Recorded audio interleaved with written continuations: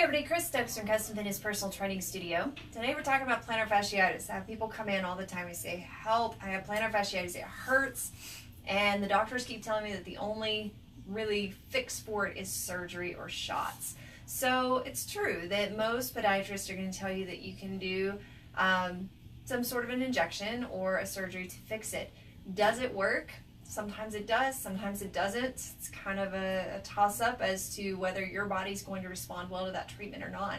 But believe it or not, there's actually a lot that you can do beforehand and on your own to possibly at least minimize the symptoms, if not alleviate the symptoms.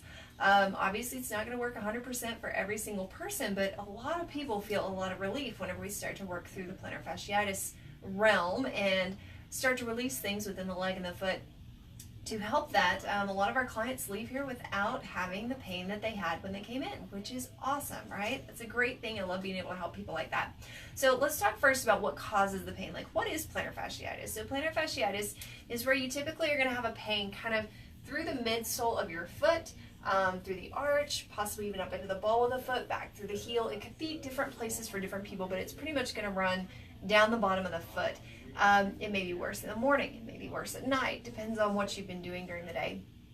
So what it is though, is it's actually typically a shortening of the muscles and tendons in that realm. So if we just focus on the foot, like a lot of people do, they'll roll, say, an ice water bottle on their foot back and forth, and that'll help to reduce some inflammation, but it doesn't really fix the problem. The problem typically comes, don't know if you can see this or not, but from your Achilles tendon, from this realm here, rather than down here. So this is a point of pull.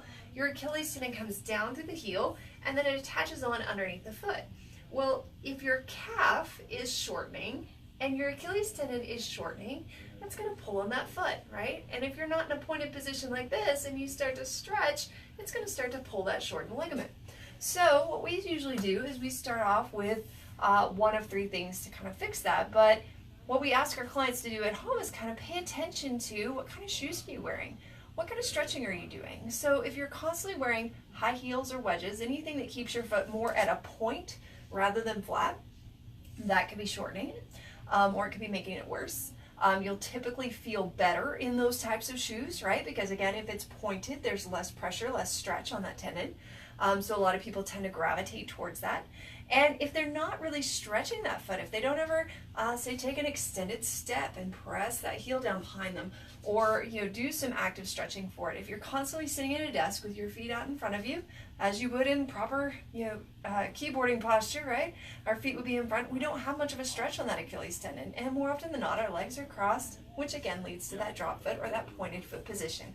So the more that we do that, the less that we have flexibility-wise through that Achilles tendon. And our body, as we've discussed many times before, is highly adaptable, meaning that if you tell it that you don't need to flex and stretch, it's not going to do that, right? It's just going to keep pointing and relaxing and shortening those muscles because it says, well, we don't really need those that much. We don't use them that way. So we'll just shorten it and make it more compact.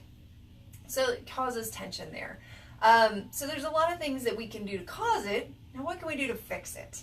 As I said, there's about 3 different ways that we start with. Number 1 is the easiest fix at home, and that is rolling a cold water bottle on the arch of the foot, possibly like an iced water bottle, a frozen one, just back and forth, and that's going to help reduce inflammation because as you pull on those structures, you're going to have more inflammation there to deal with. So that's going to help in that realm, but again, not going to fix the problem completely.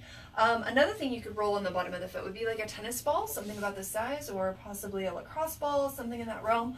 I'll back up to where you can kind of see me. You just place it on the floor and we'd roll back and forth with enough pressure to feel maybe some mild discomfort, but not to feel any pain. We definitely don't want pain through this.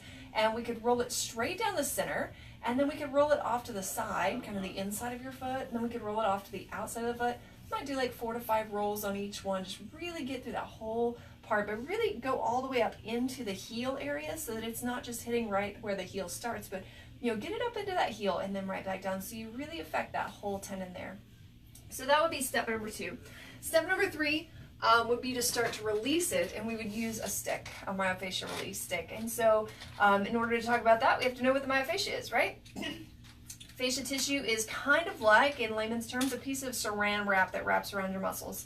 And it is a liquid tissue, and so therefore every time that we say work out, we damage that tissue. but it can be fixed as long as we do kind of think about that and we take an approach towards it.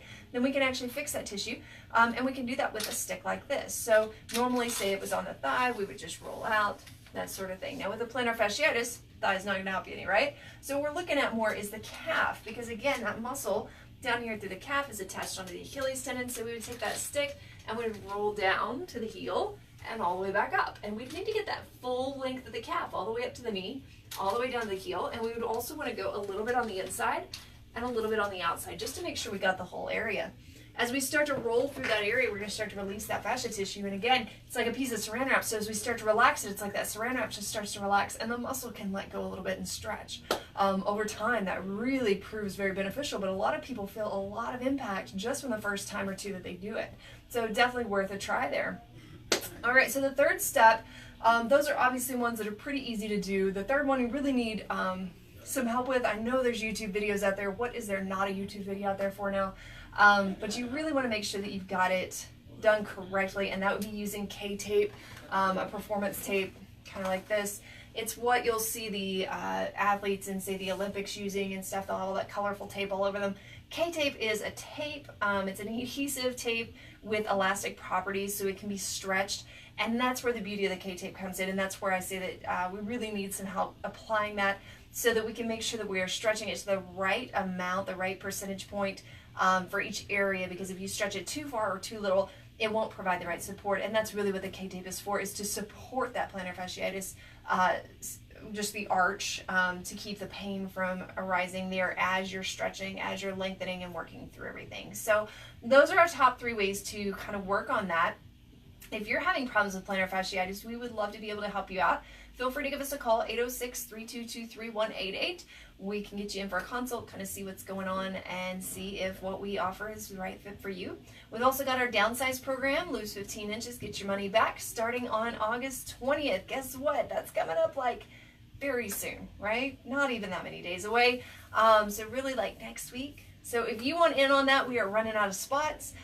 Feel free to give us a call. Again, 322-3188. We want to get you in on that. If that challenge isn't for you, or this just is not the right time for you, we are going to have another challenge called Clean and Lean coming up on September 10th that I will be releasing details a little bit more about that next week.